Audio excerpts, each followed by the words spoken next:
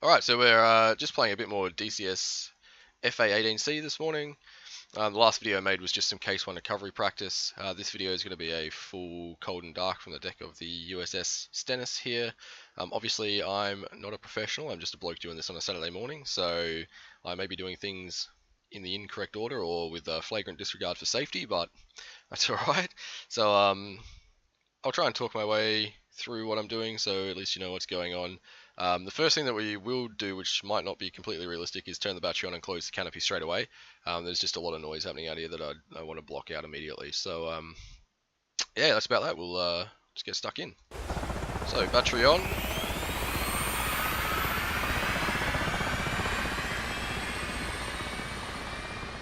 And canopy closed. Lovely. Alright, so I'm not going to pre-flight the aircraft either, but what we will do, now the battery's on, we'll just test our fire circuit A. Engine fire left. Engine fire left. Engine fire right. Engine fire right. APU fire. APU fire. Bleed air left. Bleed air left. Bleed air right. Bleed air right. Lovely, and now we'll cycle the battery. And test circuit B. Engine fire left. Engine fire left. Engine fire right. Engine fire right. APU fire. APU fire. Bleed air left. Bleed air left. Bleed air right. Bleed air right. Lovely. Now the battery's still on, we'll turn on the APU, which is the auxiliary power unit. So the APU provides us enough power for the air turbine starter and the AMAD for the engines. Just waiting for the ready light to come on.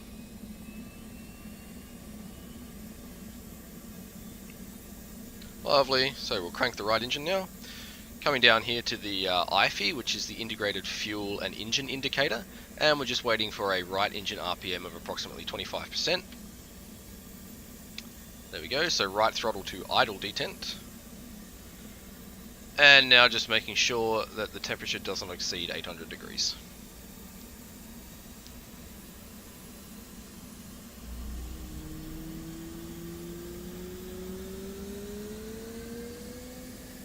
Lovely.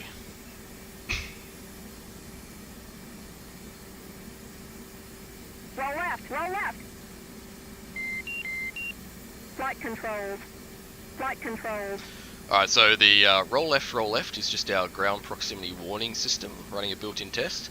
In between that you heard the master caution buzz, and then flight controls, just letting us know there's an issue with the flight controls. Quite obviously, we have one engine started, and well, the wings aren't exactly in an appropriate position yet either, so all good. So now the right engine is on. Rotate the bleed air shutoff valve, and we don't need any defog in the cabin. Left DDI on. Right DDI on.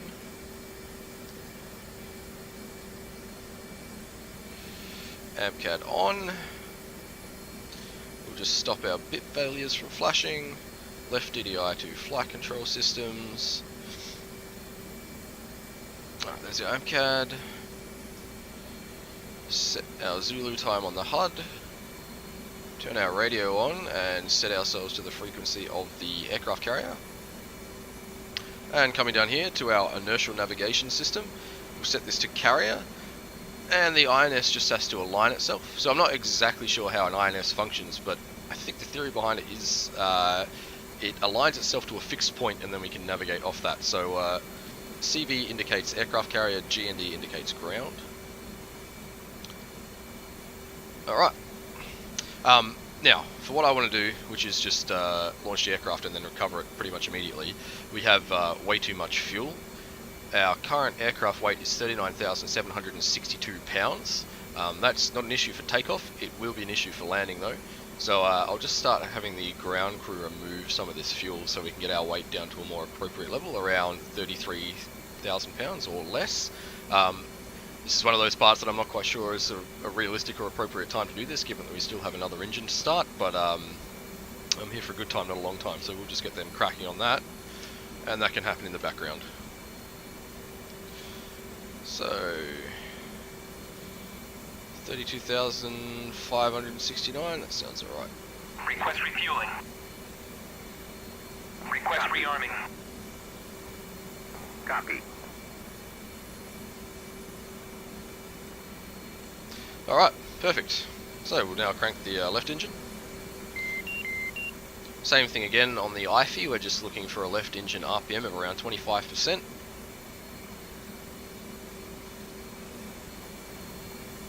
There we go, left throttle to idle detent.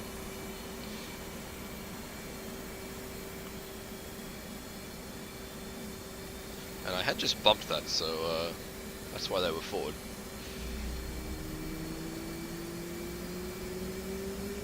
Oh, that's why the right engine was forward. That's alright though. Okay, lovely. Now that our left engine is on, we'll turn our O-Borgs on, which is our oxygen generation system.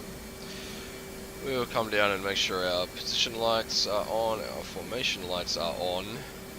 Our hook bypass is set to carrier, anti-skid is off, flaps are full, launch bar retracted, landing gear are down.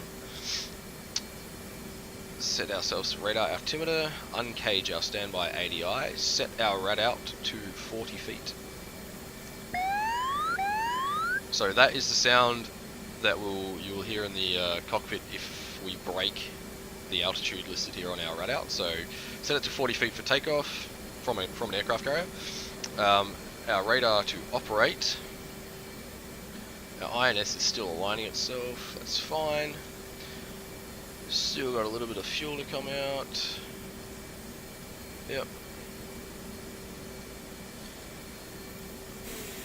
Failures are fine. That sound you just heard then was the APU turning itself off now that we've got enough power generated by the engines. So we'll just clear our master cautions and restack them. Reset our FCS errors. Lovely. And now just a waiting game for the fuel. Our INS has aligned itself now though, so we can set our INS to to nav, sorry.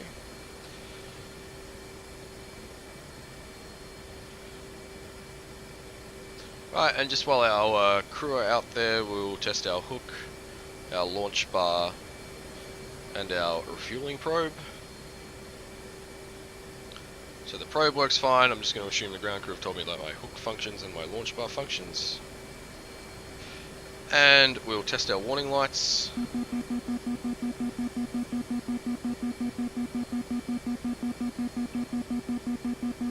Perfect.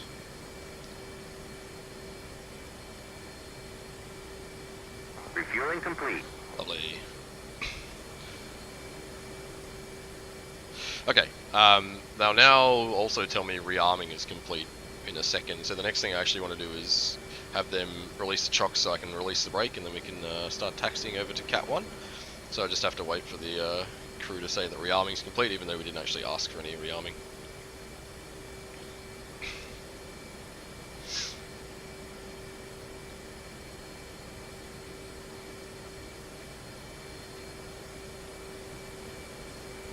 Rearming complete. There we go. Okay. Chief, remove the wheel chocks. Copy. Wheel chocks are now removed. Alright, perfect. So now we'll arm our ejection seat, release our brake, engage nose wheel steering, set nose wheel steering to high gain, and apply a little bit of power and start taxiing over towards the Cat.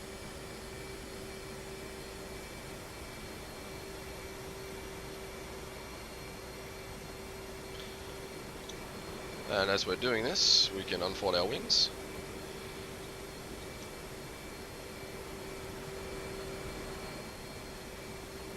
Rolling. That's our wingman's coming as well. So we have to get a nice alignment here on the catapult, a nice straight alignment. Usually we would have people directing us, but obviously there's no one on the flight deck to help us out here, so we just have to eyeball it.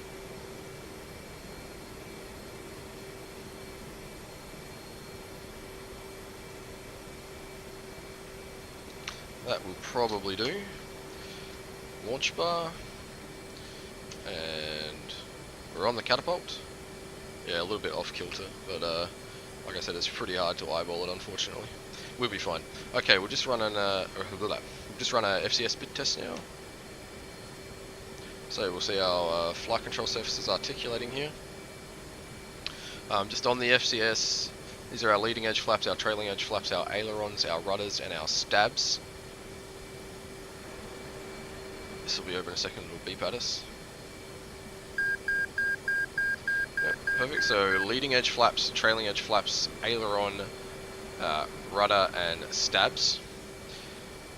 G-lim indicates the G limit that's imposed on the aircraft by our flight control system, so we can pull a maximum of 7.5 Gs while the aircraft is configured this way with this weight. We can override that in flight, and we can pull some wicked fucking turns in the Hornet when we do so. So, we'll now trim ourselves for takeoff. We should see 30s and 12s. Which we do, and I just want to test my trim hat because it hasn't been working recently. Okay, our trim hat is working. If the aircraft was heavier, we would be trimming our stabs up a little bit more, but we can leave them on 12 now. We're not actually carrying that much weight. 12, perfect. Alright, so one last look around the aircraft now. O-boards on, tighten our straps, lights, hook bypass, anti-skid, flaps to half, launch bars down. Bingo fuel, good catch. We'll set this to 2,500 pounds, although it's not going to be an issue. We'll change our left DDI to the HUD page now. Change our right DDI to FCS. ADI is uncaged, radar set to 40, ejection seat is armed. Get a little bit more light in the cockpit. Radar is operate. INS is set to nav, so we are good to go. Controls now.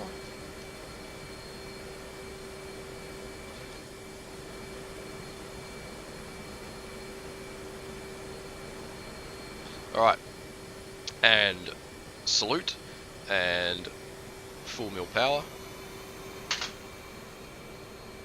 Hands off the controls, hands off the controls, hands back on the controls. Gear and flaps now that we are airborne.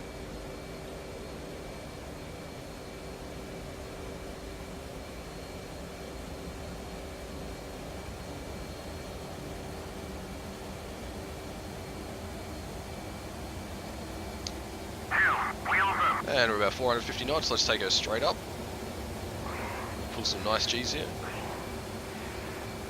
A bit of wing flex as well.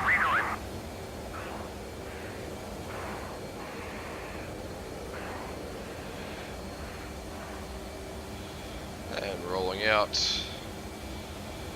throttle back, probably about 7,000 feet, that'll do. So just set the autopilot here to hold us at our barometric altitude.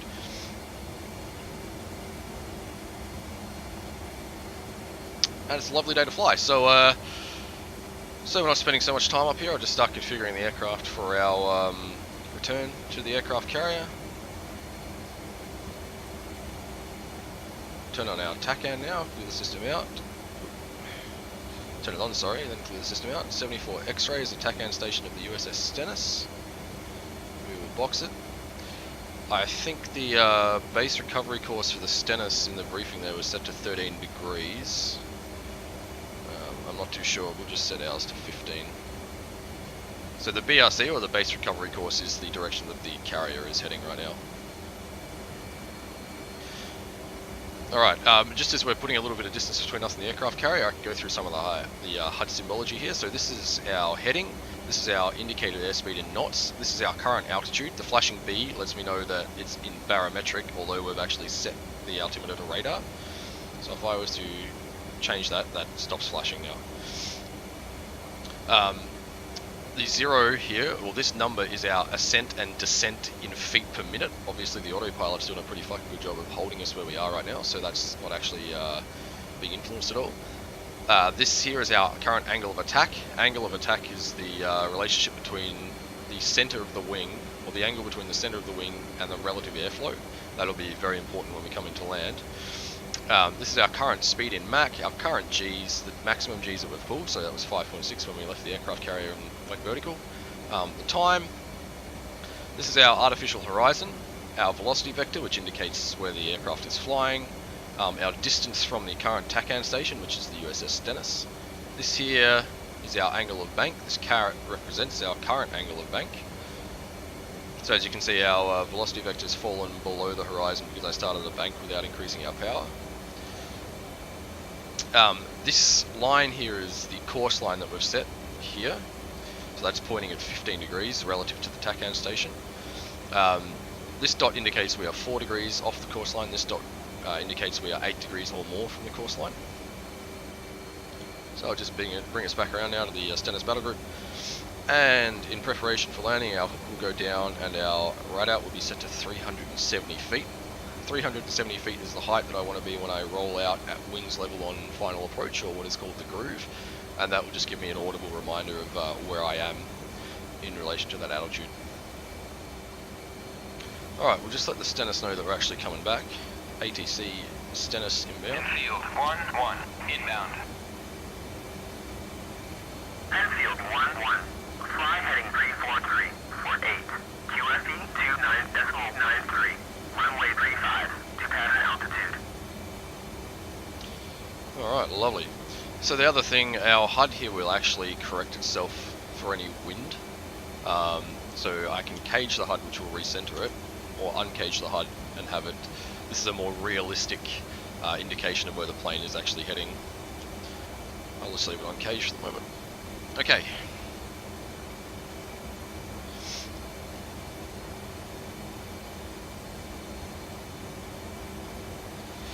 So we'll just start heading back towards the aircraft carrier now.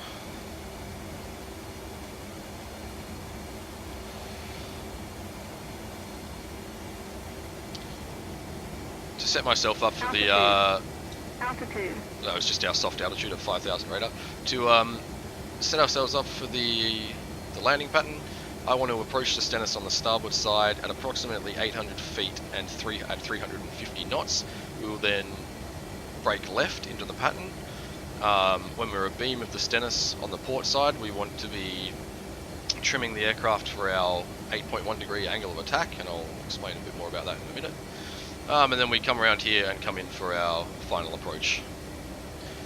So there's a couple of numbers that we need to hit, or we need to think about when completing, or when in the pattern. Cleared for visual, contact tower. And the first lot of numbers, as I mentioned before, is 800 feet at 350 knots.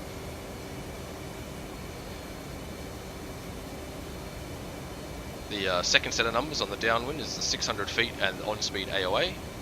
Then when we come in here for our final turn, I'll explain a little bit more about that as well.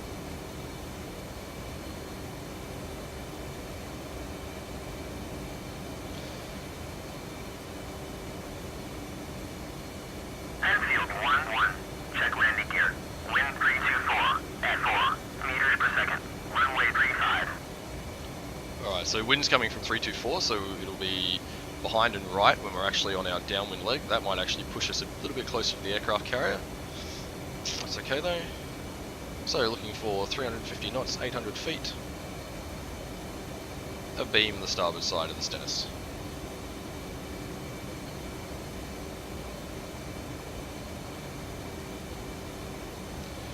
And once we get about 1 nautical mile from the Stennis, I will brake into the pattern. Air brake on, and brake into the pattern. So looking to exert G on the aircraft at approximately 1% of our airspeed, and I'm just modulating my stick pull to achieve that. 250 knots, gear and flaps to full. Looking for a rollout at around 205 degrees. Nice reciprocal heading. Air brake off, add power, adding power, adding power, and now trimming the aircraft.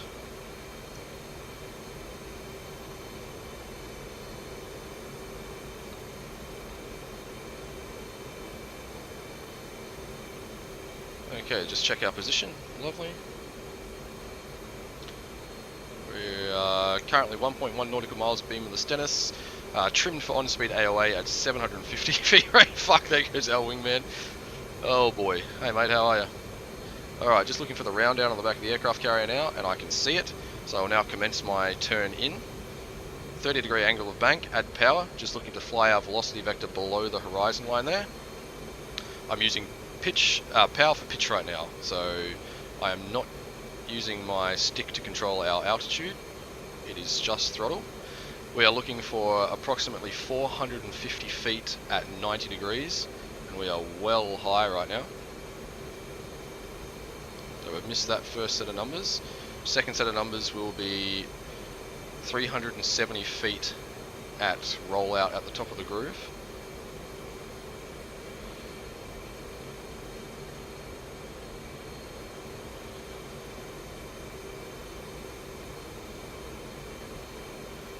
Okay, I can see the ball now, so 307 Hornet ball 3.4. Uncage the HUD. Little overshoot. Come right for lineup. Right for lineup. Looking good. Nice centered ball. Nice centered ball. Adjusting my power. Nice centered ball. Nice centered ball. Full power. We're down. Off the power. That's a 3-wire, so I'm going to get the fuck out of the landing area now. Power, nose wheel steering, high gain.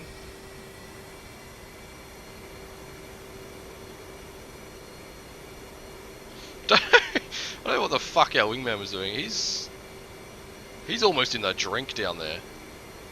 I mean, it's not like I didn't tell him I was coming into the aircraft carrier. Well, I mean, I didn't tell him, but I told the carrier, right? So usually I'd have a bunch of yellow shirts just directing me where to go right now.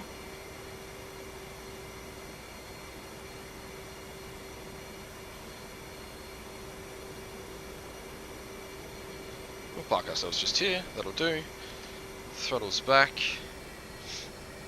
Parking brake on.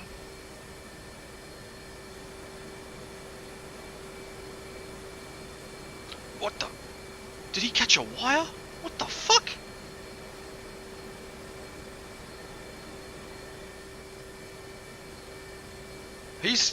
Our wingman has managed to catch a 2-wire and he's dragged it halfway across the fucking ocean.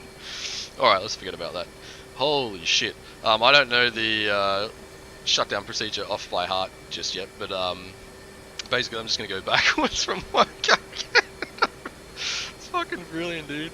Alright, INS off, radar off. We'll leave our bleed air, reset our rad out. Wings folded, hook up, cage our standby ADI. Altitude back to barometric. We can turn our AMCAT off now. We'll just turn our left DDI off. The right DDI will go to FCS and run our blend codes.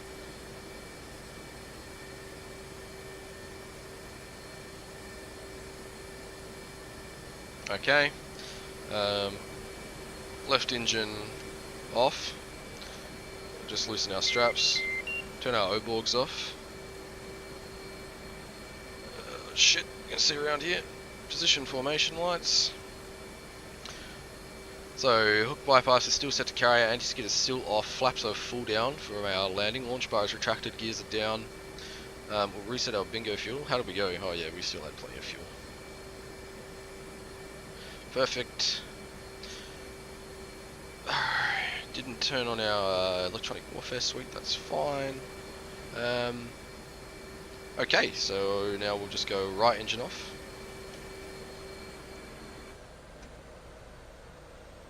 Canopy open.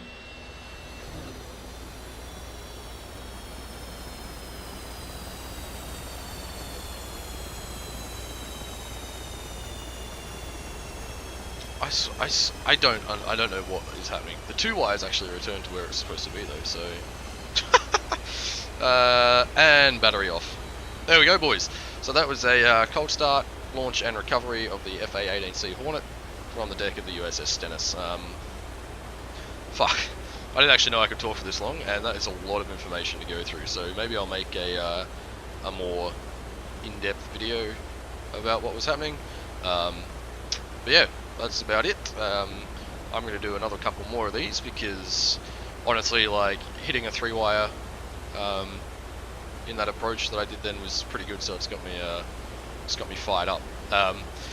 In terms of how good that case 1 recovery was, I would probably say it was a fair 3-wire, not an okay 3-wire. If I was to grade it judged on what I've seen around the internet. So yeah, I'll give myself a fair 3-wire pass for that. And yeah, that's about it. Alright, catch you later.